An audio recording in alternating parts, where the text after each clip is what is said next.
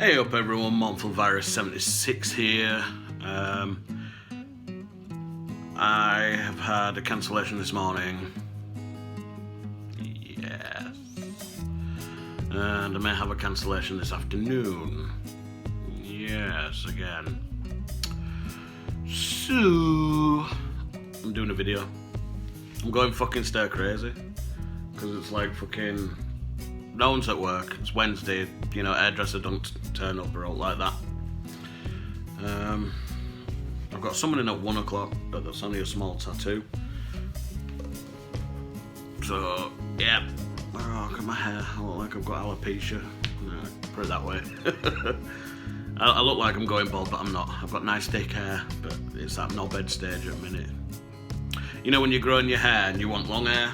And, well, I started off like buzzed cut, but as you can see my scalp, but yeah, I'm not going bald, it's just, oh, I'm going grey though, look at that. Lovely, I like it. Grey, with grey comes wisdom. No, yeah, I've just been going around fucking saying frangipan to myself. I don't even know what frangipan is. Apparently it's something to do with baking. Well, they use it in Great British Bake Off. Yeah. I wonder if Paul Hollywood's fucked Mary Berry. That's why she's got arthritis in her hands. See what I mean? When I'm on my own, I go fucking crazy. I go absolutely fucking doolally. But yeah, if I'd have found out before I got to work that my fucking clients aren't coming, I could have done some shit at home. I could have gone on guitar. I could have done another video of Frostpunk. Tidied up, put washing on and stuff like that. That lass is at work, she's at Pet Shop now. She's at Little Licks.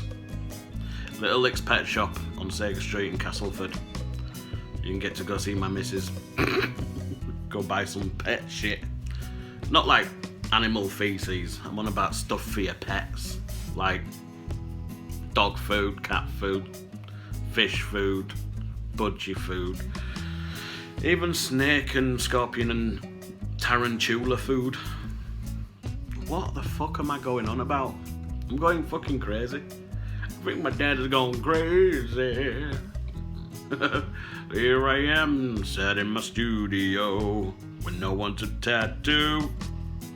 Although, I might tattoo myself. Shall I? But then what do I want? Could have a kipper tattooed. Could do. No, I ain't got a clue. What do you think I should do? Oh, I watched that Jacksepticeye. Hang on. Oh, that were a shit fart. Anyway, I watched that live stream Jacksepticeye for Game Changer. And I tell you something, that guy is awesome. I'm impressed. Well, the lights are a flicker in the air. Do we have ghosts? Well, if we do have ghosts, I hope it's one of those ghosts you can touch and then I can tattoo him and charge him. Hair in the gob.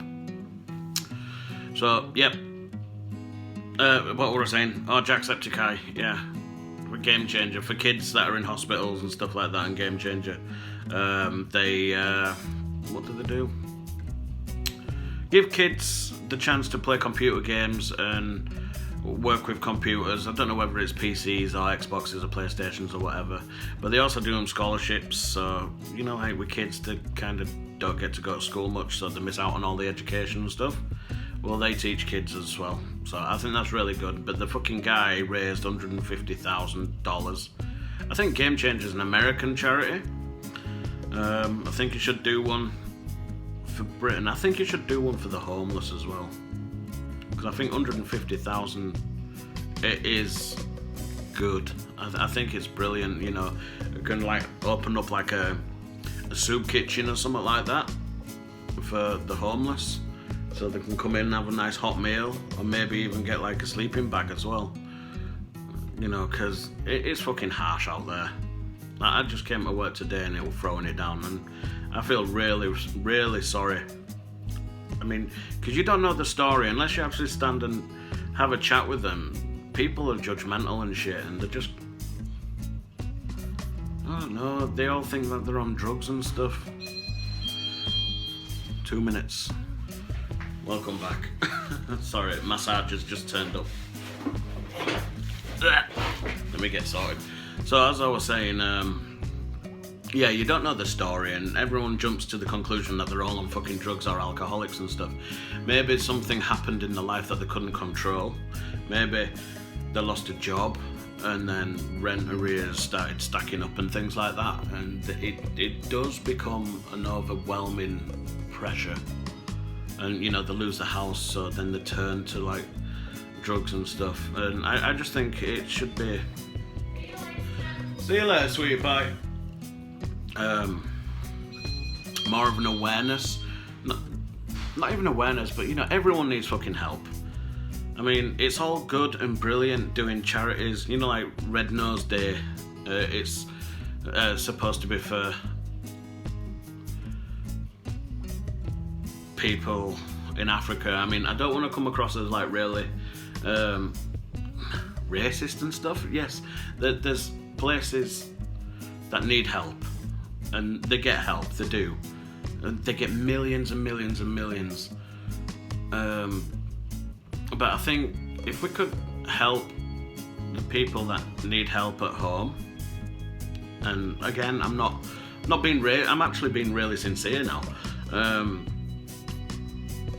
The phrase I heard when I was younger, and it came back to me again today, is like, if you give a man a fish, you can feed him for a day. If you give a man a fishing rod, you can feed a man for a lifetime. So I'm not saying go into town and give a homeless man a fish, because one, he'll need to cook it and stuff like that, I understand. Or I'm not gonna go out and get a load of fishing rods because you need a license to fish, and that costs money and stuff, and possibly the fish in Britain you can't eat that well anyway, unless you're like living at seaside. But what I'm saying is, if you can like give a homeless person the tools to better themselves, I mean, you'll know who wants to do it and who's like really a lost cause and stuff. But you can put like counselling places in, counselling action in place. You know, like get like a community centre and have like a drop-in for, you know, people that want to talk, and because talking helps, it really does help. And I think you can get to the root core, because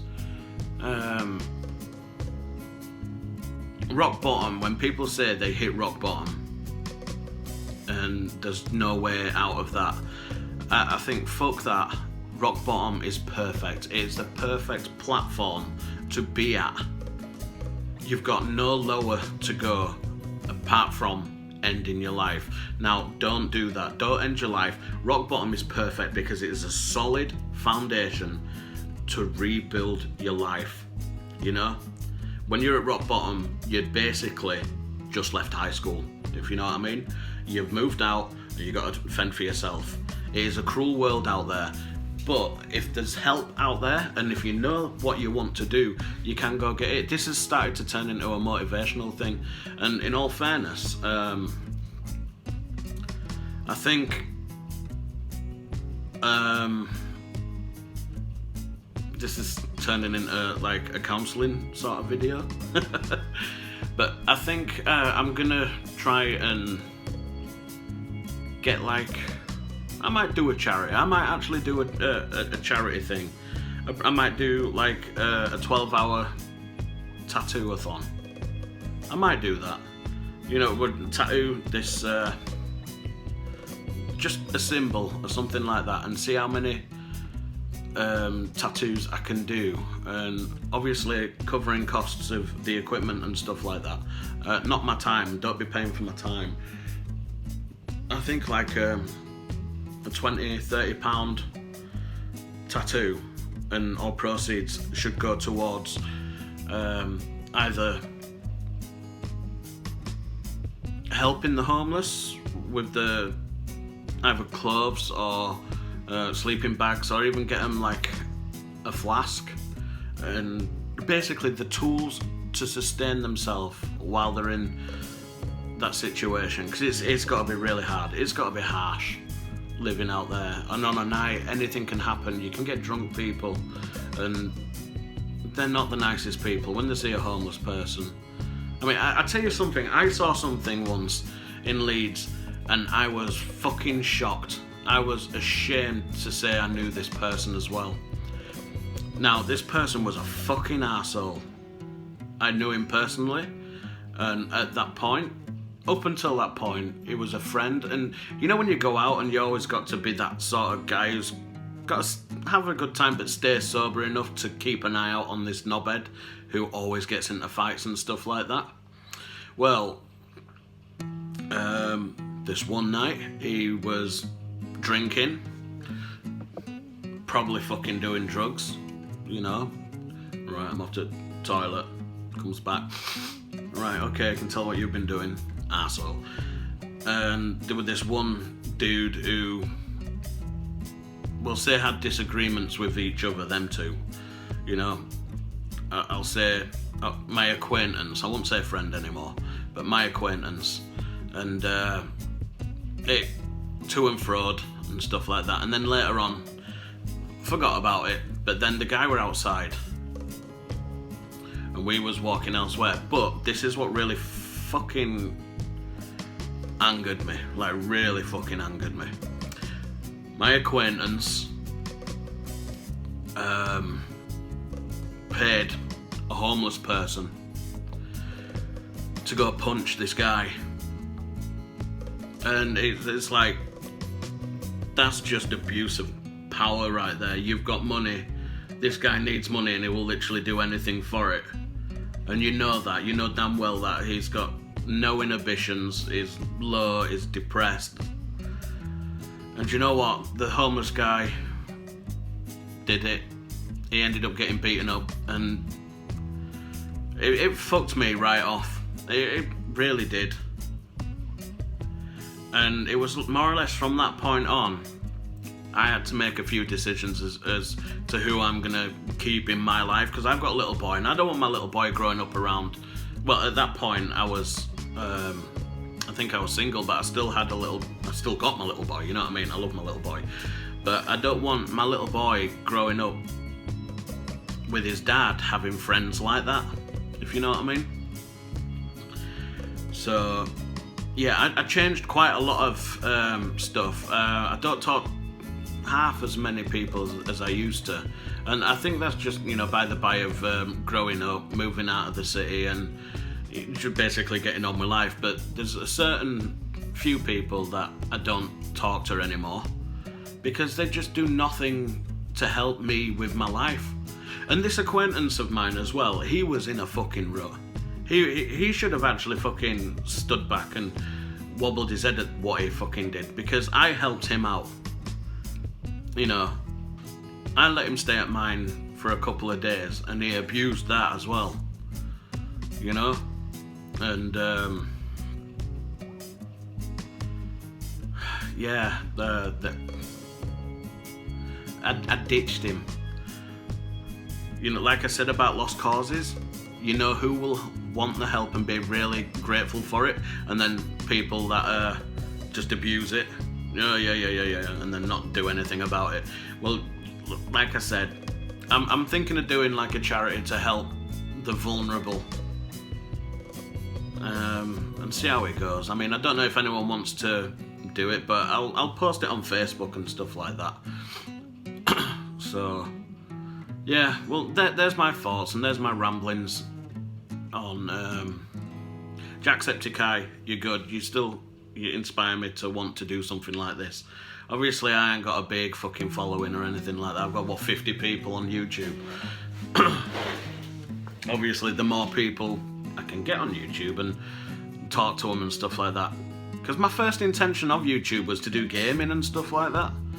But I think it's actually a really good, solid platform to talk to people and help people and stuff like that.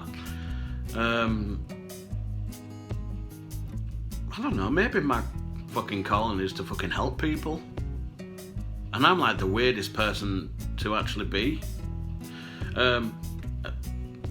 a counsellor. I should just go into counselling. I've been told that by a psychologist, actually, that I should be a counsellor, because the job that I have, it's one-on-one. I talk to people, I tattoo people, and I get to know their stories and stuff like that. And I give advice. It's up to them to take it. Advice is free, and politeness is free, and being kind is free. Now, when I say be kind, I mean have the time to talk to people, to listen to people, and in conversation I jump in. If there's a conversation, it's to and fro, but I fucking jump in. And the reason why I jump in is, like cut someone off mid-conversation, is because what I've got in my head needs to come out, or else I'll forget about it, and then it's like, well, we're on a tangent about flip-flops or something now, and what I was going to say has no meaning or relevance at this minute in time. But yeah, I am fucking waffling on right now, and I'm going off into different stuff. So I think what I'm saying is, I want to start making a change. And what Jack has said, he goes, if there's something wrong with the society,